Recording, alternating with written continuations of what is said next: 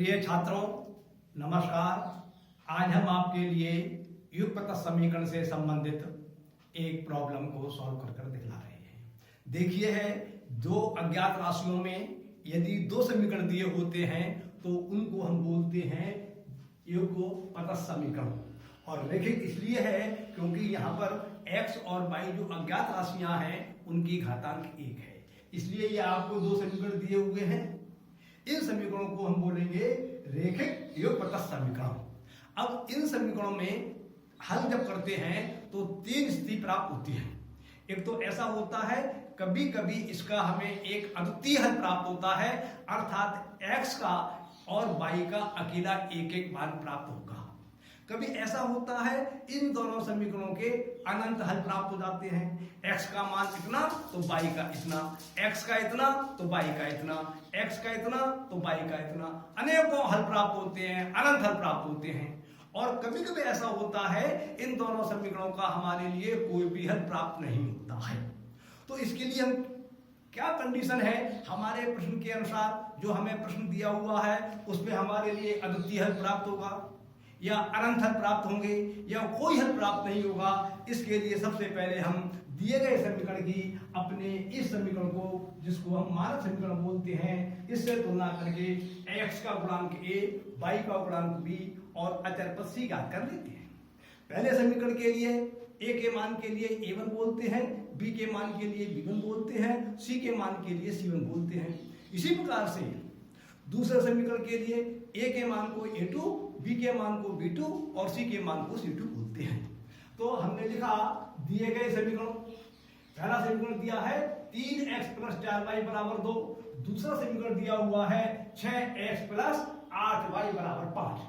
अब हम इन समीकरणों को हल करते समय ax + by + c रूप को जो है मानक रूप मानते हैं। कहने का तात्पर्य यह है कि RHS में शून्य होना चाहिए और कोई पद नहीं होना चाहिए। यहाँ पर RHS में पहले समीकरण में 2 और दूसरे समीकरण में 5 दिए हुए हैं, इसलिए इसको इस मानक रूप में लिखने के लिए इस पहले समीकरण के 2 को और दूसरे समीकरण के 5 को RHS से LHS में ले जाएंगे। तो हमने लिखा दिए गए समीकरणों को मानक रूप में लिखने पर इसका मानक रूप बन जाएगा आपका 3x + 4y - 2 = 0 और इसका मानक रूप बन जाएगा आपका 6x + 8y - 5 = 0। इस प्रकार से ये आपके दोनों समीकरण जो दिए हुए थे उनके आपको मानक रूप प्राप्त हो गए। अब इन समीकरणों की सहायता से हम a1 b1 c1 और a2 b2 c2 के मान ज्ञात कर लेंगे। तो सबसे पहले हमने लिखा समीकरण 1 के लिए a1 का मान आ गया आपका 3, b1 = y का गुणांक, इसका मान प्राप्त हो गया 4 और c1 माने अचर पद, इसका मान प्राप्त हो गया आपको मान 2। इसी प्रकार से समीकरण नंबर 2 के लिए a2 का मान आपको 6 प्राप्त होता है, b2 का मान आपको 8 प्राप्त होता है और c2 का मान आपको -5 प्राप्त हो जाता है। जब आपको a1 b1 c1 और a2 b2 और c2 के मान प्राप्त हो जाते हैं, उसके बाद हम a1/a2 b1/b2 और c1/c2 के मानों की गणना करते हैं। ये जो मान निकल के आते हैं इन्हीं के आधार पर हम तय करते हैं, इन्हीं के आधार पर हम निष्कर्ष निकालते हैं कि हमारे दिए गए समीकरणों का कोई हल नहीं है, अनंत हल है या अद्वितीय हल है। तो सबसे पहले हमने a1/a2 का मान निकाला, तो a1 का मान हमारा 3 है और a2 का मान 6 है, तो a1/a2 का मान आया 3/6 = 1/2। फिर हमने b1/b2 का मान निकाला, तो b1 का मान है हमारा 4 और b2 का मान है 8, तो b1/b2 का मान निकल के आया हमारा 4/8, इससे काट देंगे तो बराबर 1/2। फिर हमने c1/c2 का मान निकाला, c1 का मान है -5 और c2 का मान है -5, इसलिए c1/c2 का मान आएगा -2/-5। इस माइनस से माइनस कैंसिल हो जाएगा, तो आपका c1/c2 का मान आया आपका 2/5।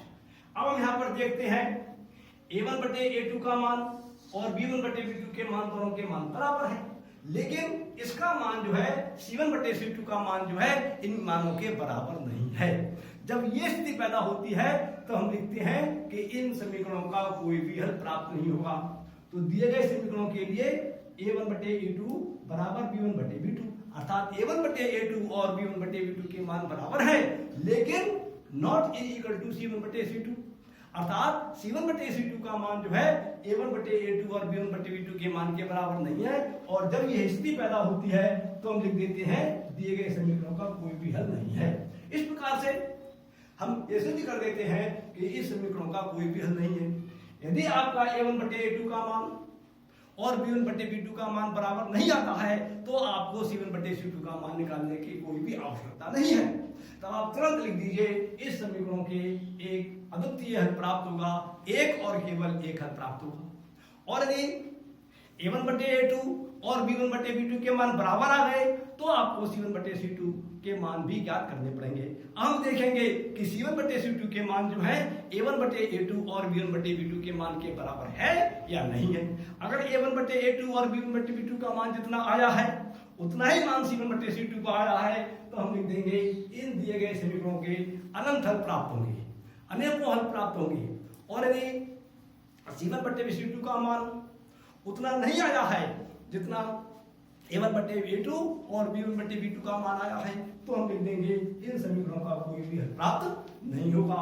और यहाँ पर हमारे लिए ये कंडीशन प्राप्त हो रही है a1/a2 बराबर b1/b2 और बराबर नहीं है c1/c2। इसलिए हमने लिख दिया कि इन दिए गए समीकरणों का कोई भी हल नहीं है। इस प्रकार से हमारी ये प्रॉब्लम पूरी हो जाती है। आप समझने का प्रयास कीजिए, अभ्यास कीजिए, आपकी समझ में आ जाएगा। अब ये प्रश्न पूरा होता है, मैं अपनी बात समाप्त करता हूँ। नमस्कार।